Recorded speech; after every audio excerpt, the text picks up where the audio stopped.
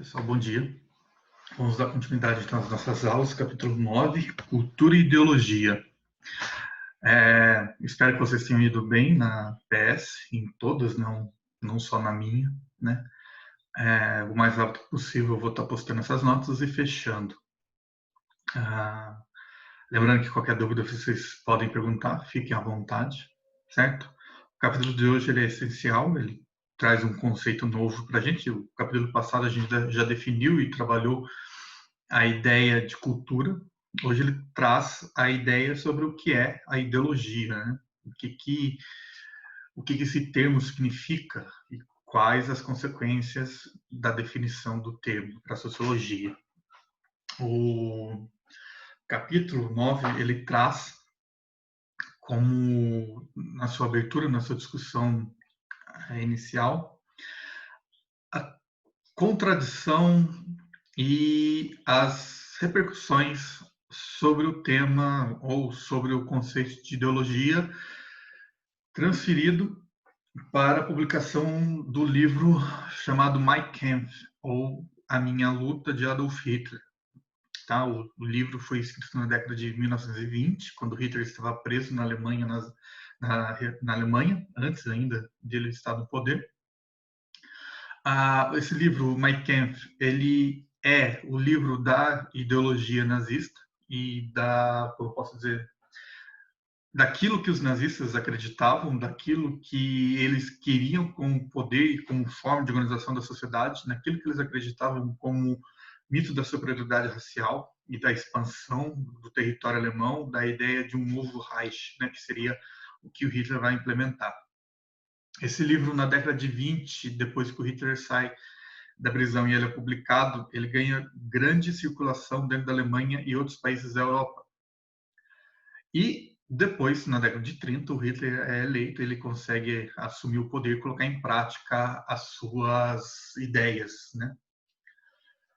A discussão que a gente traz, ou que a apostila traz, é da seguinte intenção para vocês. Um pensamento como o nazismo, tá? Ele traz como forma ou como prática o exercício ou o conceito de ideologia. Então, o nazismo ele é uma ideologia e é um conjunto de ideias de uma determinada época que sobrevive ou que existe dentro de uma sociedade. A discussão nossa é o seguinte: a nossa sociedade hoje é uma sociedade que aceita esse tipo de pensamento ainda hoje, né? Se você for pensar, quais são os conceitos que os nazistas trabalhavam? A principal é a ideia de superioridade racial, a ideia de uma raça pura ariana que deveria governar o mundo. Isso aplicado hoje nos conceitos de democracia, nos conceitos de sociedade civil, né? Ele se encaixa no conceito de liberdade de expressão. Você ser um nazista hoje declarado é um direito das pessoas. Então, assim, houve uma polêmica porque alguns países, inclusive no Brasil, algumas editoras buscavam reeditar e relançar esse livro. Esse livro é fácil de se encontrar, principalmente na internet, em PDF. Você tem exemplares físicos que você pode comprar também, mas ele reacendeu essa discussão, né? Como que uma sociedade do século XXI permite pensamentos como o nazismo, né? E você tem muita gente que ainda acha que o pensamento nazista foi um pensamento correto, que Hitler estava certo, e que ele, como se diz, não fez nada de errado. E isso é assustador, né? Assim, numa visão sociológica histórica e humana, né? Porque o que ele fez não está além da conta, né? Está numa perspectiva de catástrofe, de genocídio. E quando você retoma essa discussão, você tem pessoas que defendem essa ideologia, e o que é mais assim assustador é no caso do Brasil, né? Como que um brasileiro, que ele é um dos países que houve maior incidência, se não a sociedade que é formada pela miscigenação, você ter pessoas que defendem a ideia de uma raça pura, né? É, assim, é totalmente contraditório, porém existe, né? A gente não pode duvidar da capacidade humana.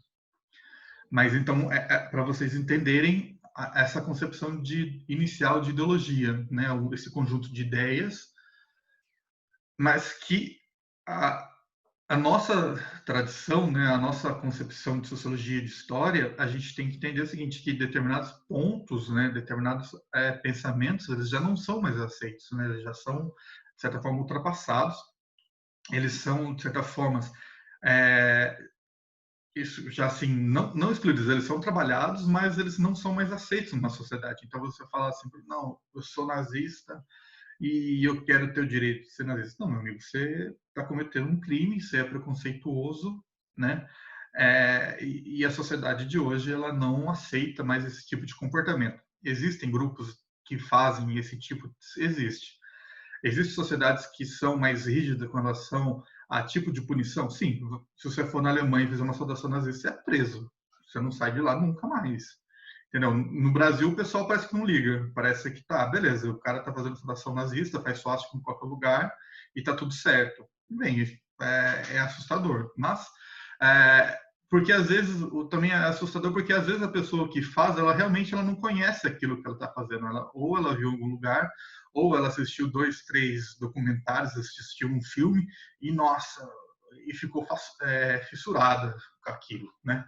Mas ela não entende o que ela está fazendo, ela só está reproduzindo um argumento, ela só está reproduzindo uma ideia e que às vezes ela simplesmente não sabe, o que é pior ainda, né? Porque quando você faz isso, você se torna automaticamente, como se diz, um reprodutor ou, de certa forma, você compactua com aquela ideia de forma automática. Significa que você realmente foi abduzido por aquela ideologia é, que você que está sendo repostada ou reproduzida por vocês, né? Então, essa é a discussão inicial de vocês do capítulo, tá? Agora a gente entra nas ideias ou nas concepções dos filósofos, dos sociólogos que vão formar esse termo em geral. Então, vamos aqui para o resumo. Cultura e Ideologia, capítulo 9. Peraí, para a técnica. Vamos arrumar aqui para a gente poder destacar. Aqui, essa parte introdutória, né? Essa foto é dos discursos de Nuremberg, que eram os discursos do Hitler para os soldados da SS, para os soldados do exército alemão. Então, aqui a gente tem a concepção, né, e a origem dessa palavra, desse termo. O Francis Bacon, filósofo do final da era renascentista, início do iluminismo, né, da Idade Moderna, ele diz o seguinte, que ele vai utilizar o termo, ele não vai teorizar, mas ele vai utilizar o termo ideologia para refletir sobre o princípio da verdade que estava ancorado na adoração dos ídolos que bloqueava a percepção do real. O que ele quer dizer com isso? Isso significa que a verdade estava sendo oculta, né? A ideia de que utilizava-se um misticismo religioso para esconder a verdade. Ele está pensando numa mentalidade aí da Idade Moderna, iluminista, racional. Então, o que ele quer dizer? Que somente com a ação ou com um pensamento racional, você poderia descobrir o que é a verdade dentro dessa sociedade, ou dentro da ciência, ou dentro de qualquer situação. Tá? O termo ele só surge no século XIX, com o Tracy, né, que vai dizer o seguinte, a ideologia é a gênese da ideia. De onde vem a ideia? Então, por exemplo, é o seguinte, a ideologia o termo ideologia representa o nascimento das ideias de uma sociedade, né? E ele vai ser contrário também à questão religiosa, que ele vai dizer o seguinte, olha, a religião, ela esconde a verdade dessa sociedade, né? Ela busca esconder, ela busca ocultar essa verdade da sociedade em que nós vivemos. Então, assim, a gênese da ideia deveria o quê? Resolver o problema de desconstruir ou de deixar claro o que está acontecendo e não ocultar aquilo que está acontecendo. Esse vai ser o sentido da palavra em sua maior parte das definições dos tempos, tá? Dos filósofos. O Comte também vai dizer o seguinte, ó. Então vamos começar a grifar aqui porque são os que mais nos interessa e o que são cobrados. Nominhos conhecidos, olha lá. Augusto Comte. A ciência do estudo das ideias e conjunto das ideias de uma época. Então veja bem, para o Comte, a gente tem aquela definição básica, clássica. Ó, é um conjunto de ideias de uma época. Então, toda a sociedade ela produz ideologia. Ela vai ter um conjunto de ideias próprias, né? Além de ser a ciência que estuda essas ideias, a ideologia vai ser o quê? A ideia, o conjunto de ideias dessa sociedade. Então, qual que é a concepção aqui? Sistemas de valores que orientam as ações de indivíduos, de ações individuais ou coletivas. Então, dentro ou da perspectiva sociológica, nós temos o seguinte: cada indivíduo ele segue ou ele tem uma orientação ideológica, né? Então tudo aquilo que a gente faz, ela tem uma concepção ideológica porque parte de uma ideia. E essas ações ou essa orientação, ela pode ser individual ou coletiva. Você pode construir ou você pode ter uma concepção ideológica individual de algum determinado assunto, porém você pode seguir orientações ideológicas coletivas, com relação à política, com relação à cultura, com relação à religião, tá? O Durkheim, outro nominho conhecido. A ideologia limita a percepção do real e inibe a crítica. Olha só. Então, ele está dizendo o seguinte: a ideologia ela vai ser utilizada para esconder aquilo que é real e para inviabilizar a crítica, certo? Ó, ele inibe a crítica, contrasta entre o discurso ideológico fundado em ideias falsas e limitadas com o discurso científico. Então, para Durkheim, tudo aquilo que é colocado como concepções em ideias falsas, sem comprovação científica, ela é utilizada para esconder algo da percepção ou da concepção do real, da realidade. Então, você tem que utilizar-se do método científico, né, do pensamento racional, para o quê? Para comprovar ou para descobrir o que é a verdade, certo? Depois do Durkheim, nós temos Marx e Engels. Outros nominhos também o quê? Conhecidos, certo? Então, o que a gente tem aqui? Aqui vai haver uma nova ruptura, né? Então, a ideia é a seguinte: para os dois, a ideologia é o quê? É a força discursiva que serve aos interesses de classe social. Então, lembrando, ó, para Marx e Engels, ela é uma força de classe social. Quais são as classes para os dois pensadores, principalmente para o Marx? Burguesia e proletário. Então, o que vai acontecer? Quem domina vai ser a burguesia. E ela vai produzir o quê? Ela produz a ideologia. Porque, lembrando sempre que existem dois tipos de conhecimento, né? O físico e o intelectual. Se a burguesia ela está no poder, ela domina o conhecimento intelectual. Então, ela vai produzir esse conhecimento e vai passar esse tipo de conhecimento, essa ideologia, para as classes subalternas, ou no caso, o proletário. Continuando. A falsa percepção da realidade concreta e capaz de ocultar as relações de poder que a burguesia exerce sobre a classe trabalhadora. Então, qual que é a ideia? Aqui para o Marx e para o Engels. Eu vou produzir uma ideologia em que eu vou mascarar a exploração produzida pelo sistema capitalista frente à classe trabalhadora e vou dizer o seguinte, que essa exploração é uma coisa natural, essa relação é uma situação natural e que a máxima dessa ideologia, ou que é a máxima dessa condição para o Marx e para o Engels, é a ideia do quê? De que o trabalho dignifica o homem, né? Por quê? Porque para eles, na concepção da ideologia deles, quanto mais você trabalha de forma alienada e está sendo explorado pela burguesia, de certa forma, mais você vai perdendo a sua humanidade, né? Você vai ficando um ser capaz, quase que irracional. Você só consegue reproduzir aquilo que você faz. Você vai tendo um processo de, como eu posso dizer, você vai embrutecendo, né? Você vai ficando uma pessoa quase que sem capacidade de pensar. E qual que é a ideia deles? Isso é utilizado de forma de exploração. E por que eles, né, eles utilizam isso, essa frase, esse termo? Porque é uma concepção dos iluministas liberais do século XVII, século XVIII. Ele vai, lá no século XIX, ele vai escrever isso, né, de certa forma, criticando e buscando a sua oposição a esse discurso.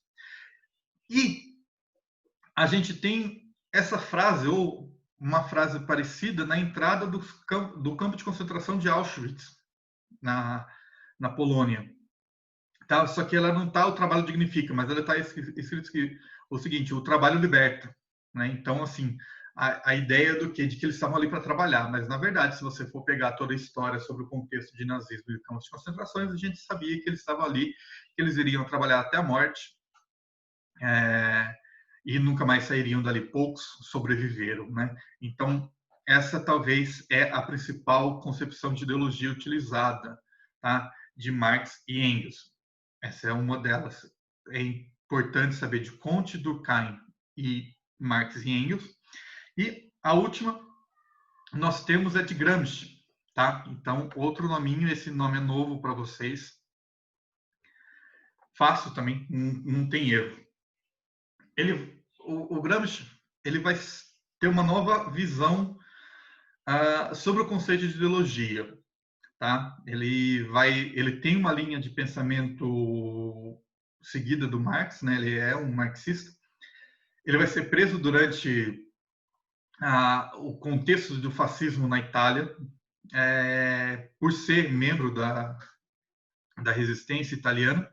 E o que ocorre com ele? Ele vai escrever sobre o conceito de ideologia. O que para ele é a ideologia? A capacidade de inspirar atitudes e expectativas e, ao mesmo tempo, oferecer orientações para as ações individuais e coletivas, tanto entre as elites como também as camadas populares. Então, veja bem, ele rompe com aquela ideia do Marx, que só a burguesia produz ideologia. Ele vai falar que não, a classe trabalhadora ou as camadas populares também produzem. Mas o que é ideologia para ele? Tá? E esse é o principal filósofo do capítulo, o Gramsci, Antônio Gramsci. Aqui o que a gente tem que lembrar? A ideologia é a capacidade de inspirar atitudes e expectativas individuais e coletivas. Por que ele escreve isso? Porque ele está vendo o fascismo e o nazismo na Europa. Ele está vendo pessoas comuns reproduzir esse tipo de ideologia. Ele está vendo pessoas comuns a ser associadas e ser, de certa forma, alienadas ou ser engolidas por essa ideologia. E você faz com que essas ideologias orientem ações delas. Né? Aquela discussão inicial do tipo, eu estou seguindo isso, mas eu sei realmente o que isso significa, né? Então, a concepção de ideologia do Gramsci ela é muito forte, né? Porque talvez um dos principais conceitos de ideologia que a gente tem, e a gente pode utilizar isso para qualquer outro sentido. Por exemplo, vamos pensar na política atual, entendeu? Você tem vários contextos de situações políticas. Você tem pessoas que seguem determinado tipo de discurso político, mas esse tipo de discurso, essa pessoa realmente entende o que político X, político Y está falando? A gente não sabe, entendeu? E se isso foi só um discurso ideológico que essa pessoa segue, né, sem nenhum tipo de crítica, tá vendo? Então, assim, o que ocorre? Tanto a elite quanto a camada popular são capazes de produzir e reproduzir os conceitos de ideologia. E a ideologia para o Gramsci, ela vai inspirar essas pessoas, né? E isso traz essa novidade do discurso ou do termo para a sociologia. Ah, na, nas futuras aulas, ou quando a gente voltar, eu tinha 2 vídeos para passar para vocês. Porém, eu não vou passar aqui de forma online por conta do conteúdo que esses vídeos têm, tá? Por conta da discussão, são vídeos relacionados a discursos autoritários do Hitler, tá? Para a gente voltar à discussão inicial sobre a condição ideológica ou sobre a questão de situações de liberdade ou que essa ideologia nazista ela representa. O final da apostila traz essa discussão também. Então, a minha proposta era passar esses vídeos para vocês e a gente discutir em sala de aula. Quando a gente voltar, não sei quando, espero que o mais breve possível, eu passo, a gente faz uma discussão sobre isso. Se eu esquecer, vocês me lembrem, certo? Combinados? Então, até mais. Um abraço.